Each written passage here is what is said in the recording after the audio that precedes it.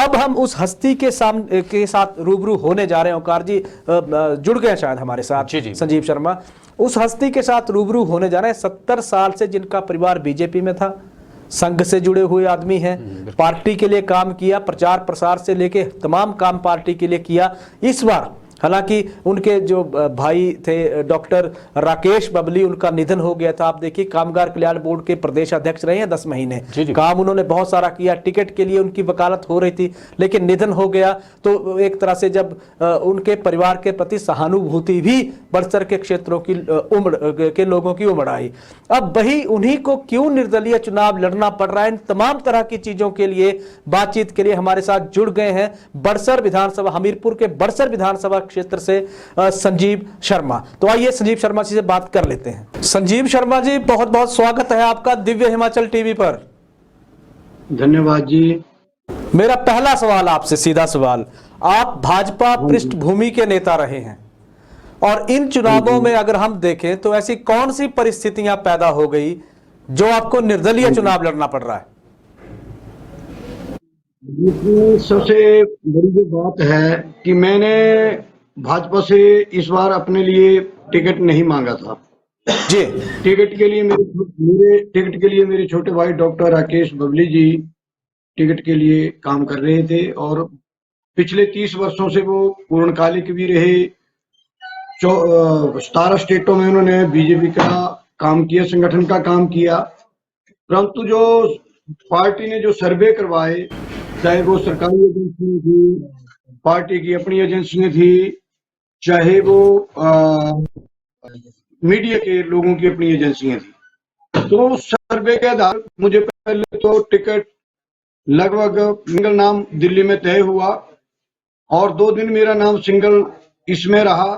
2 दिन के बाद ऐसी कौन सी चीज बीच में आ गई कि वो मेरा नाम कटवा के एक दूसरे व्यक्ति को टिकट दिया गया जी। इसलिए लोगों में इस चीज का लोगों में आक्रोश हुआ, क्योंकि हमारा परिवार पिछले 70 वर्षों से इसी जनसंघ से लेके आज तक बीजेपी से लगातार जुड़ा हुआ है। आरएसएस का हमारा परिवार है।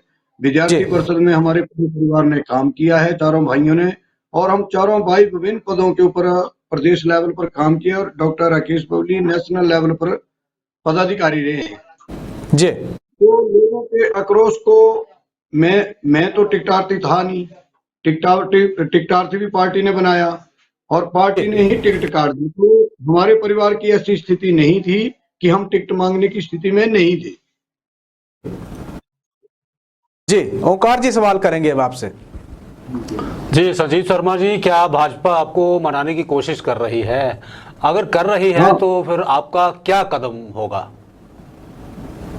पार्टी से मुझे हर स्टेट लेवल से भी, नेशनल लेवल से भी और जिला स्तर पर भी, मंडल स्तर पर भी काफी प्रयास हुए।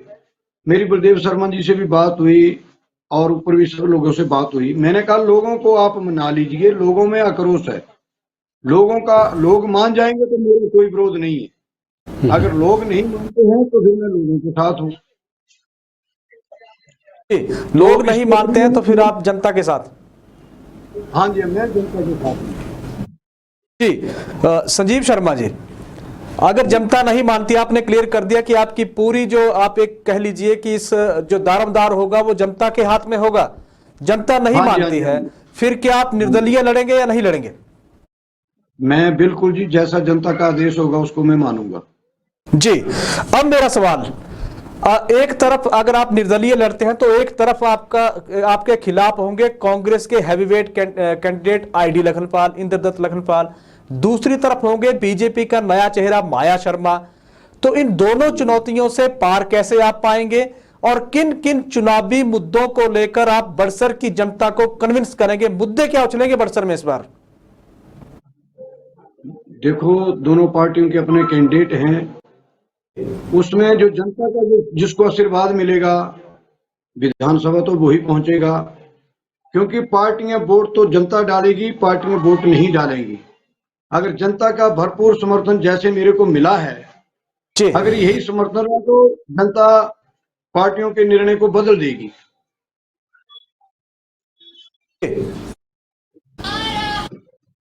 क्या रहेंगे? और बड़सर विधानसभा एक ऐसा क्षेत्र है जो स्वास्थ्य के क्षेत्र में, शिक्षा के क्षेत्र में, और जो हमारी जो मूलभूत जो समस्याएं हैं बड़सर की, वो सारी की सारी पिछले इतने लंबे समय से कई तरह के लोग आए, बाहर से भी लोगों ने आके राज किया, कई तरह की ये हुई, परंतु हमारे पास कोई ऐसा माइलस्टोन नहीं है बड़सर जिसको हम बता सकें कि बीजेपी वालों ने या कांग्रेस वालों ने ये बड़ा काम किया। जैसे बिलासपुर में एम्स आया, हमीरपुर में एनआईटी है, मुदौन में बड़े बड़े 2-3 इंस्टीट्यूट हैं, अपना भुर्ज में इंस्टीट्यूट है, सुजानपुर में सैनिक स्कूल है, भुर्ज में नवोदय स्कूल है। बड़सर के अंदर कोई ऐसा एजुकेशनल इंस्टीट्यूशन नहीं है।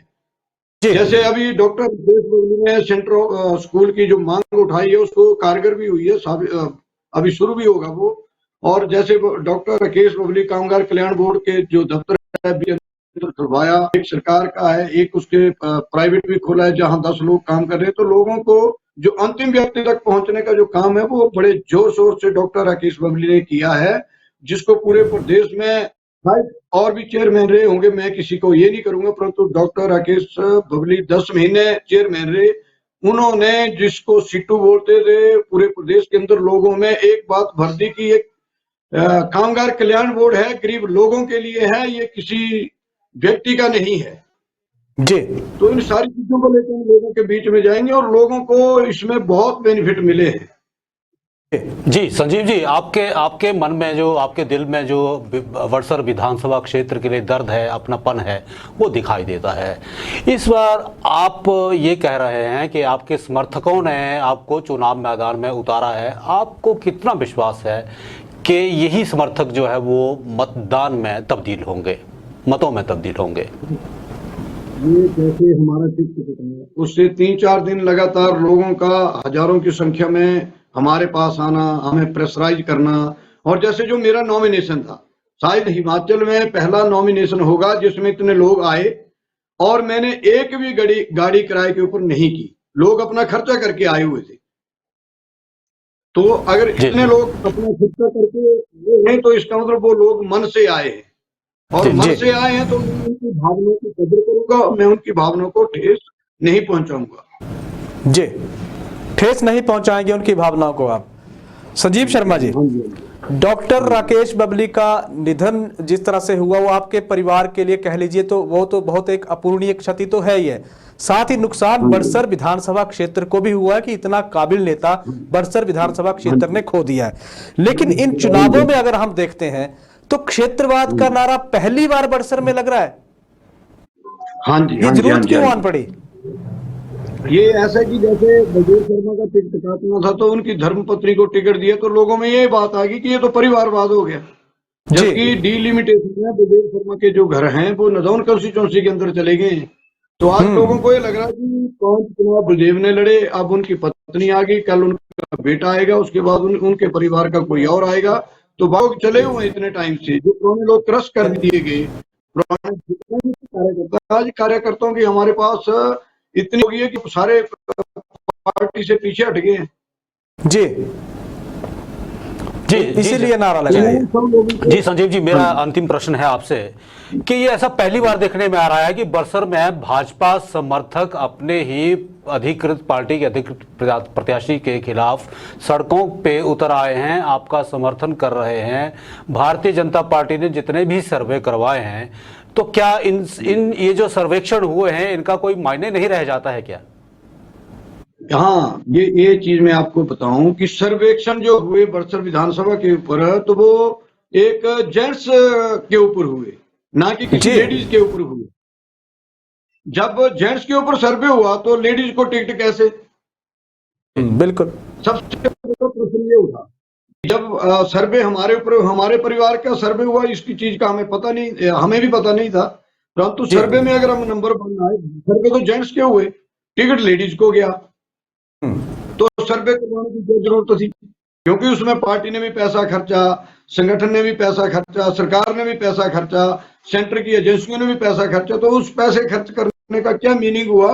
क्योंकि 4 लोगों के ऊपर सर्वे हो रहा था, वो चारों के चारों जेंट्स थे, लेडीज उसमें थी नहीं जी।